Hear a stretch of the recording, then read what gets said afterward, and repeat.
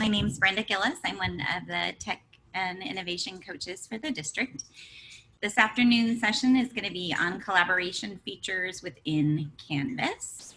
And just as a reminder, if you haven't joined us before, scheduled for an hour, running through what we're going to show you today is I estimated about 30 or 40 minutes. Please note also, sorry, I'm getting my internet is unstable, so I'm going to try and slow down here. Hopefully I don't get cut off too much. During today's session, the things that we're going to be going over are primarily things that you would need students in your course in order for you to do. So if you're someone who usually kind of likes to minimize your screen and watch Zoom on one, trying this out on the other, I would recommend watch as we show it to you, and then when you get your courses with students, you'll be able to actually do some of the things we're going to show you today. I mean, you can get into the features, but you won't really be able to set them up without students in your course. Just so you know that ahead of time. So 30 to 40 minutes on the webinar, and then we will have some time for you if you want to go in and kind of explore the different features we're going to show you, and then ask questions. During today's session, if you can stick to the collaboration in Canvas, that will help us get your questions answered. We do have Mike Gizzo with us. He'll be monitoring the chat and trying to keep up with your questions in there. If you have questions that are not related to collaboration in Canvas, feel free to email us at edtech@powayusd.com. We will be sharing that in the chat, as well as a link to the resources that we're going to be going over during today's session. And then we are recording this, so especially if you have your video feed on, just remember that you are on camera and that you may be captured in the screen recording. We will post the recording of this in about 48 hours to that PD flyer. So the link that you clicked on for the Zoom will just be changed to a link to the recording of today's session. Anything you want to add in there, Mike? No, I think you covered it well. I posted the resources for today's session in the chat. I'm going to put it in one more time for the people that joined after I posted that. But other than that, thank you for joining us. Awesome. Ready to go. Let me get into the right screen here.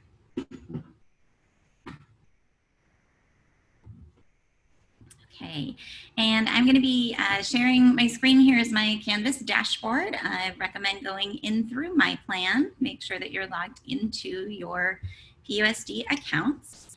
I'm going to go into one of my courses here. And the things we're going to go through today, we're going to talk about and show you how to set up a discussion. It's a great way for students to collaborate with each other, do some community building. You can leave discussions open for as long as you would like. You could have students share things on there, and then as you're meeting with them in your different live sessions, you could pick a couple of students to highlight things that they had shared. It'd be a great way to help with some of that community building piece.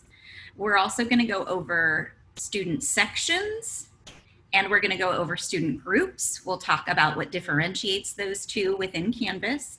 And then we're going to show you some features called collaborations in Canvas. All right, so the first thing we're going to go over are discussions. I'm going to go over them. I'm just going to jump in from the discussions tab on my left-hand in-course menu. If you don't have discussions enabled right now, meaning you see this little crossed out I next to them, you can go into your course's settings, and then under the navigation tab, you can decide which in-course links you have available or viewable for your students. So you'll see up here I have collaborations, assignments, etc. If I decided I didn't want to be using one of the features, I didn't want my students access them, I can disable that feature, and you'll see that it will move down to the hidden from students. If I decide that I want to enable it, I'm not sure my computer's keeping up with me right now, I can change it up here and also keep track of the order. And I'm going to click save once I have changed my navigation settings the way that I want. Okay, so I'm going to go into discussions here. You can add discussions through the modules view as well. So if you've organized your course around modules, you can also, when you're in modules, add a discussion that way. So this is a great way for your whole class to collaborate together. You can create a discussion. I'm going to show you a sample and then I'll show you how to build. So in here I'm editing. I just clicked on one that was already there.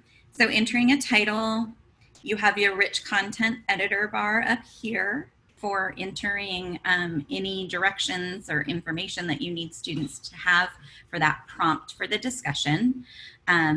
I would recommend that you also link in here the student guide to discussions, and we've shared that with you on the resources slide. There's a link there for that. I would recommend that the first few times you have post a discussion board that you add those directions, that clickable URL. So I just highlight and then go to an external link and paste in the link for student discussion guide. Then if students aren't sure how to reply or what options they have, they can click on that and get to the guide and see the step-by-step directions. I also recommend that you address digital citizenship with your class prior to opening up a discussion. You could even have a discussion around digital citizenship in here.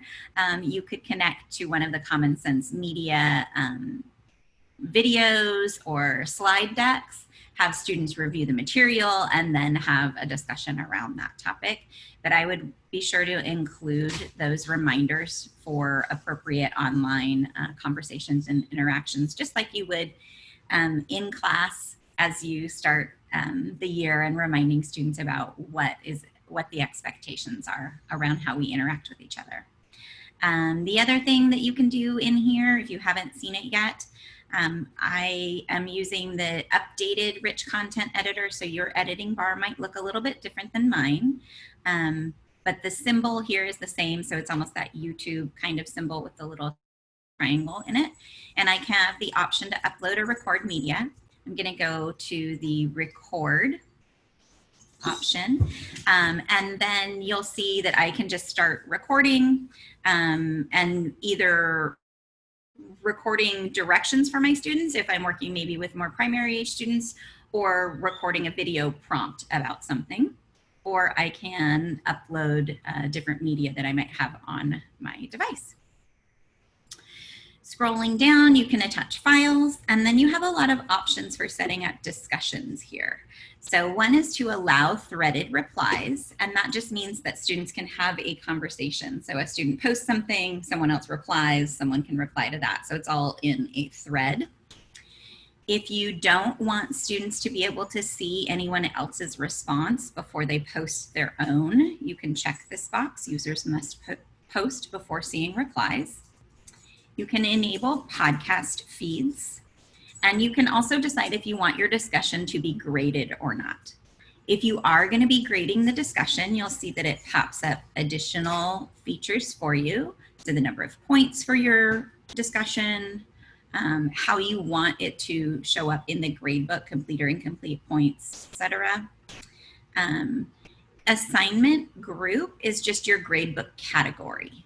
So if you have gradebook categories set up, you can decide which one you want this particular discussion to go into. You can set up peer reviews ahead of time. So you can manually assign peer reviews, meaning I'm going to tell the students which student they are going to be reviewing, or you can have Canvas automatically assign those peers to each other.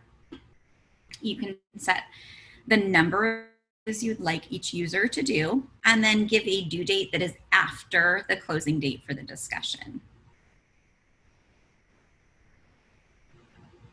Okay. In the assign to area, you can see that you can assign to, it defaults to everyone in the course. You can narrow that down by section if you have different sections in your course, and we're going to talk about how to set sections up in just a minute. You can also go down to the individual student level.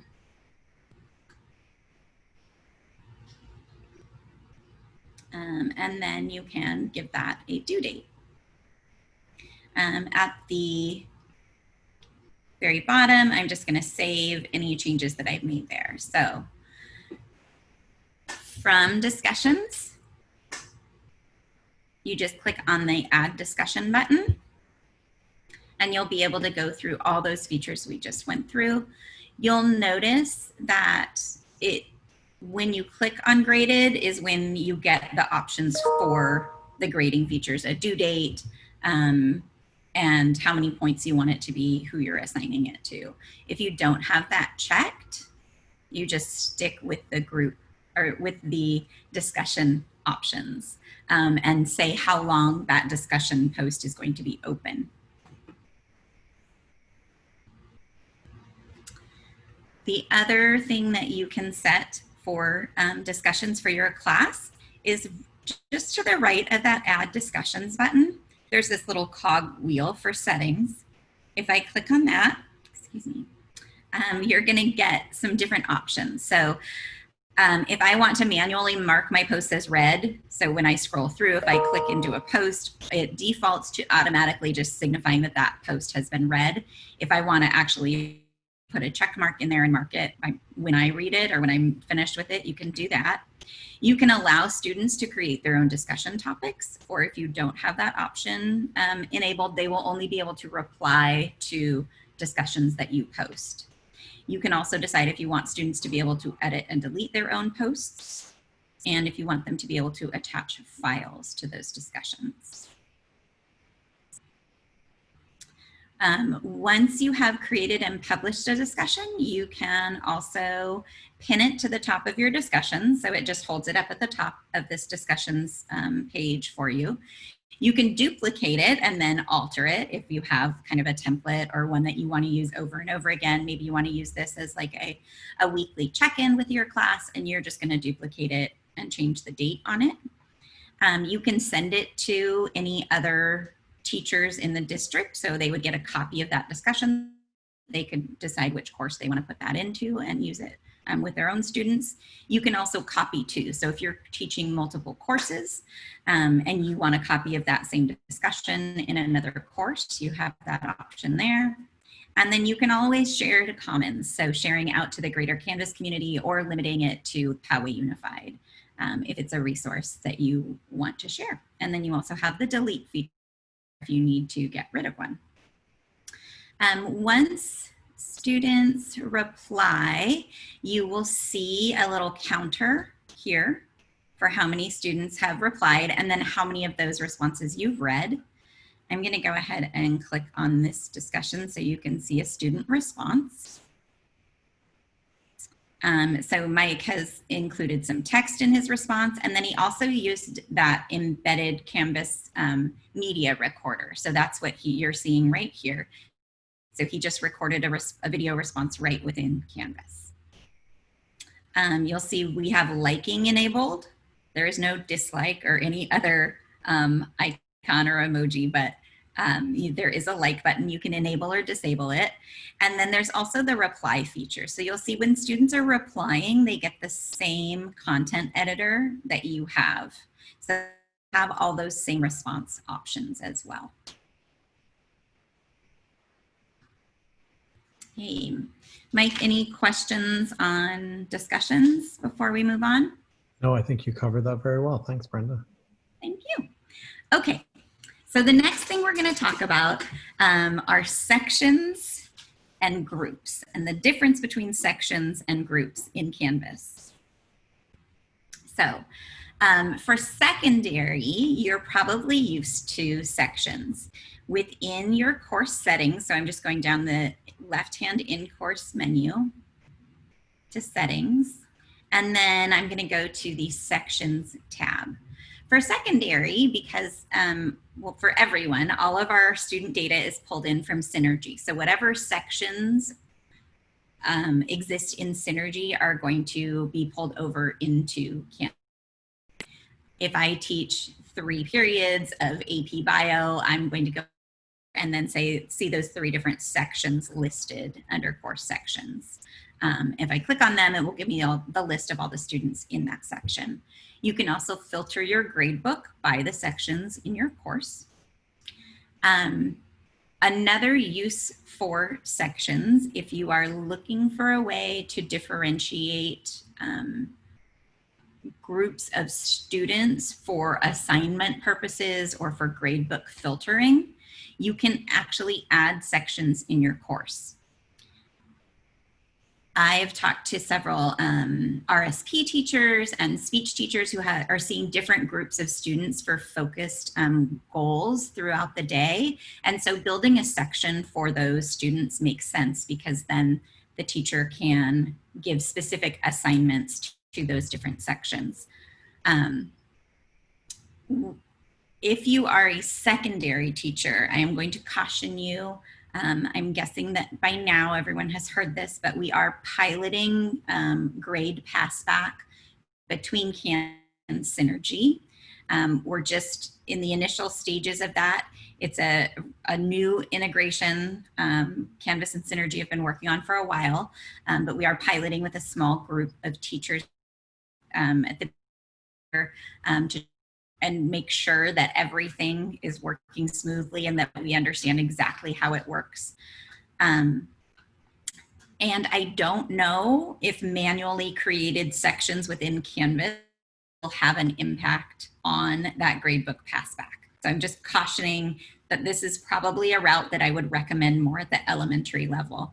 If you are teaching a K-1 class or a 4-5 class and you need to differentiate assignments by those different groups of students, I would recommend creating sections. So I'm just going to show you what that looks like here. I'm going to add in the name of the section and just click add section. You'll see it pop up here for me. Enrolling students in sections, I'm going to go over in the left-hand in-course menu to people.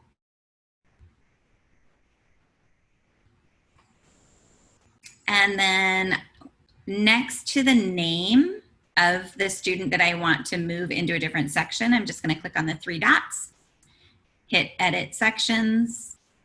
I can hit browse. It'll pull up all the sections in my course, and I can decide which section that student needs to go into, and then click update. You'll see over here where it lists the student sections that they are also in the whole course section, so the title of the course, as well as this sample section I just created.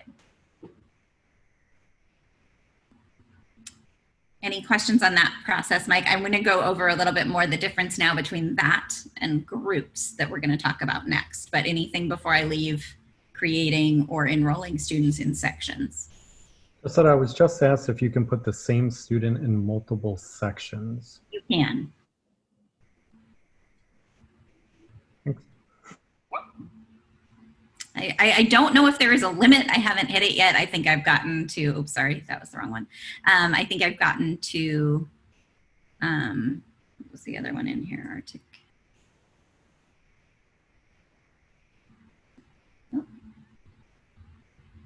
And you'll just see it just adds to them. So yes, they can be in multiple sections at once. Okay, so sections separate out students, and they function more in an organizational structure in Canvas. So it makes it easy when I go into assignments. I'm just going to show you like really quickly. If I am assignment and I'm editing it, I want to go down to assign to, and when I click here, you'll see that I have my whole course, and again, it defaults to everyone, and then I have my different sections that will pop up here for me. So if I'm trying to assign different assignments to different students, I can use the sections to do that. Okay. With groups, you can do the same thing. You'll see the title, the names of your groups pop up here as well, and I'll show you those. We'll get to that part in just a minute. But with groups, you get a whole, like, I want to call it like a suite of collaboration tools for those students. So as soon as you create a group in a student group in Canvas, those students are going to have access to a shared collaborative space. And that's what we're going to show you now. So again, secondary level, this can work great. They've had some more experience with online. You have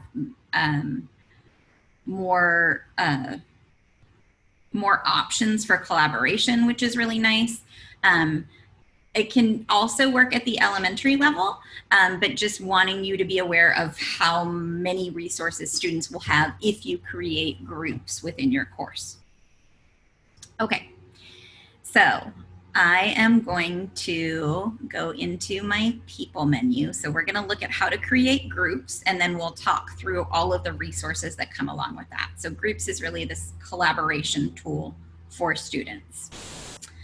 Up at the top of so I'm in my course in people, and across the top, you're going to have a tab that says everyone. And then next to that, you're going to have a tab that says groups. And I've already created a couple of different group sets here, but I'm going to go ahead and click to add a new group set. And my group set name is going to be, here we go, 3 regions of 13 colonies. When I create a group set, so that's the title of my groups. I can have multiple groups. Students can be in multiple groups, in multiple group sets. So let's say I have 3 regions of the 13 colonies. I want to split this into 3 different groups for my regions. I can require or allow students to self-sign up. If I do that, I also will get options of how to message students who have not yet prompt them. They would get that email notification within their Canvas inbox. Students can only be in one group within a group set at a time. You can move them around. And if you want them in more than one group, you have to create multiple group sets. So I'm going to name my group set. If you can allow self-sign up or not, if you're at the secondary level and you have students in this course from more than one section, I would recommend that you require them to be in the same section to work together. You can decide how many groups you want and how many members can be in each group. You can also have it automatically assign a student group leader, which would be a great point person for you to kind of check in with and get an update on how their collaboration is going. This could also be if you've done some different structures in your classroom and you appoint one student to be the person to come and ask any questions, clarifying questions that the group members might have, or if they are just sort of the facilitator of that group, and you can switch it around. So automatically assign, set to the first student, or random. You have some different choices there. The other thing you can do is say that you want to create groups manually. So if I want to do that, I want to decide which students are in which groups. I'm going to go ahead and click save. So again, still you can split the students into a certain number of groups. And you'll see that I got a new tab up here with my group set name on it. But there are actually 0 groups in here. So this is my group set. It has all my student names in it. And over here on the right, I'm going to add a new group. So 3 regions of the 13 colonies. Please don't mock me too much. I'm just going to guess here that these are directional. I don't know. All right. I'm going to go to limit my groups of how many members. If you leave it blank, there's no maximum. It's not going to tell you you've exceeded too many students or whatever. So I'm going to say I want up to 2 students in here. And then you'll see that I have my group here. I can add another group. And again, if I want to set a limit, I can do that. And then in order to get my students into those groups, so my group set, the names of the groups within that group set, and then I'm just going to click and drag students into the different groups. and you'll see I get an indicator that it's full. If I need to, I can always click on the three dots and edit, and I can change the number of groups or a number of students allowed in that group. And then the other thing, so the other part of creating groups is that they get a collaboration suite of tools to use within Canvas. And that is, if I click here, visit group homepage. So this group that currently has 2 students in it now have this shared space within Canvas. So they have a group page where students and the teacher can add announcements, where they can add pages and add content to those pages to share with each other. They can see who else is in their group and their email address. They have their own group discussion board. So just like the discussions we talked about for the whole class, for groups, they can also have their own group discussion in which students can add their own discussion topics. So they could prompt each other. I'm really having a hard time finding more research on whatever their topic is. And other students can reply to that discussion and provide additional resources, or, hey, I found this. What do you think if we change our focus to, so they can continue that online discussion.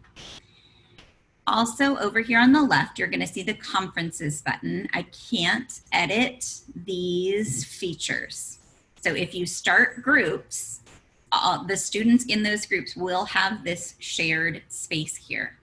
I don't recommend using the conference feature in Canvas right now. The tool that it attaches to, Big Blue Button, we only have 10 licenses district-wide. So if you are the 11th person to start a conference at that date and time, it won't work. So just a caution with that one. But they also have this other tool called collaborations. And collaborations within Canvas is just a way to link students all together into a shared Google Doc or slide deck or sheet. And we can get into that just a little bit more in just a moment. But Mike, I want to pause and see if there's anything. I did have one question that I wasn't sure if you knew the aware of. When you showed the group members, it showed us as employees with our email address. Will that show on the student side, if a student has an email address in Canvas, will that show the student email address, or is it just going to be their @Stu? It will be their @Stu email address. I honestly, that's a great question. I haven't tested it yet, because if students are adding personal Gmail in there, I don't know if it will show that or not. Or it doesn't have to be Gmail, but a personal email address in there. I don't know. Okay. I would need to check that. I'm trying to think of how I would. We'll look that up. But we'll figure it out. But yes, it does have a little bit of information in there. So this is another place where we kind of think about the difference between the sections, creating sections in your class, which is more of an organizational function within Canvas, as opposed to groups, which is all of these collaboration pieces and shared information. So think that through about what makes the most sense for you and your students. The cool thing about having these groups is, yes, this collaborative shared space, and you as the teacher can hop around within the group. So you'll just get a list of all the groups within your course there, and you can switch between them and see what students are working on. So it's a nice way to kind of keep track of what's going on within those different collaborative groups that you have set up. Okay, so the last part here that we're going to talk about is collaborations. I'm going to show collaborations to you through the group feature, but please do note that you can also use collaborations whole class. So again, where we started, where we were talking about allowing discussions to be visible to students within your in-course navigation, you can do the same thing with collaborations. So it's going into your settings, and then the navigation tab, and enabling collaborations as a tool, which would mean that your entire class could start collaborations together. If you do it through the group feature, only those group members and the teacher are the options for collaborations. So the default setting here is Google Docs. If you want to use Sheets or Slides, you can use the Google Apps option here. Office 365 is also on here, but I'm going to stay focused in the Google world for now because that is the primary tool used in the district. So I'm going to stick with Google Docs, I think, but Apps just gives you a little drop down for what kind of collaboration you want to create. So right here, this little kind, and then you can choose a document, a spreadsheet, or a presentation.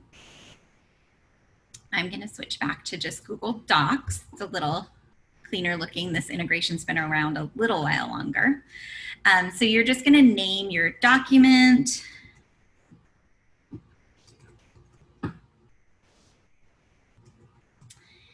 You can add a description if you want, and then you'll see that I can just click to add different collaborators to this Google Doc.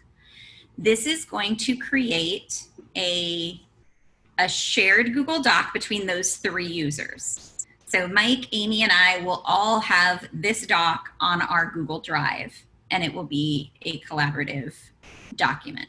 So somewhere that all 3 of us can interact. As the teacher, I can also go in and see what that is. So this is a way to set up a shared Google Doc, and I'm just using the word doc, but you can do docs, sheets, or slides through Canvas. So all of the students in this group that I've designated can now all collaborate on a Google Doc.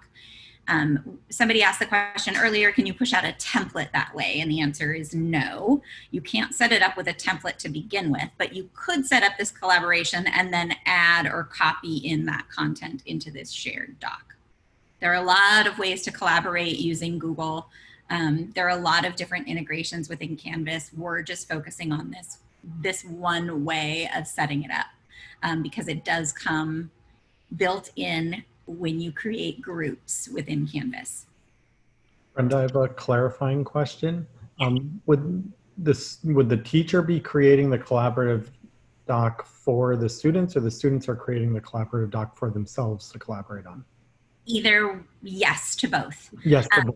Okay. Yes to both. So anyone in this group, including the teacher, like I just did, can start a new collaboration. This looks exactly the same from the student side. So students within this group that you've built decide that they want to start a collaboration, they can do that. You'll also notice that they don't have to include you as the teacher.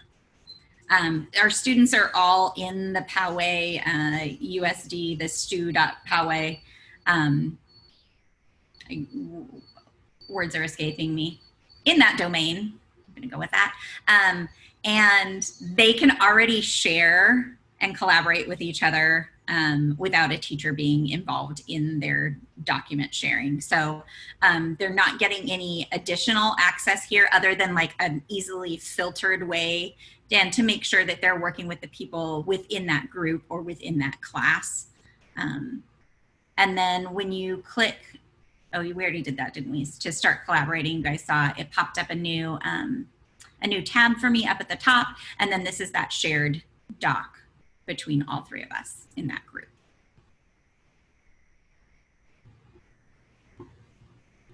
I did have some people ask me what it looked like on the student side. Now it does look almost identical. But Brenda, I can show them quickly. Yeah, I'll show you my screen quickly because I'm enrolled as a student in this course. I'm a student in this course, and if I wanted to see my groups, I would click on groups. I think Brenda's added me to 3 groups at this point. What did you just create? North? Which group am I in? You notice. So this is. Sorry, Mike. The students access groups a little bit differently. So if you didn't notice that, Mike is in his global navigation on the far left and clicking on groups as a student in order to get into that group activity. Thank you, Brenda. And like Brenda's screen, mine shows up very similar, and this is student access. It may be a bit different because I'm an admin as well as a student, so it may be a bit different, but students, like Brenda said, can create announcements, pages. I can see my group members, discussions, and that collaborations feature. I could, as a student, also start a collaboration the same way and choose the group members whom I want to collaborate with. So that's what it looks like on the student side. Okay, I think we've kind of covered all of those 4 pieces around groups and collaboration features within Canvas. So feel free to kind of click around and explore some of those. Like we said, you're not going to be able to set several of these up without actual student enrollment yet. But you can go in and look at discussions. You can go in and look at setting up a section. You just won't be able to put students in them yet. Obviously, you can set up groups, but you won't be able to have your students. So that, and then we will stick around in the chat. I'm probably going to mute myself, might turn off my camera here. But we will be here and monitoring the chat. And then if we're seeing a recurring question or something we think would really benefit the group, or sometimes, yes, just easier to answer you back on screen or with screen sharing, we may hop back in to answer some of those questions. Thank you so much, everyone. That chat window is slowing down. I'll hang out for another minute or 2 in there just in case anything pops up. But I know Mike's got another training coming up here pretty quickly, so we're going to let him go. And thank you all so much for joining us this afternoon. I hope you have gotten a few ideas for how to support student collaboration and different grouping needs you might have in your class. Have a great day.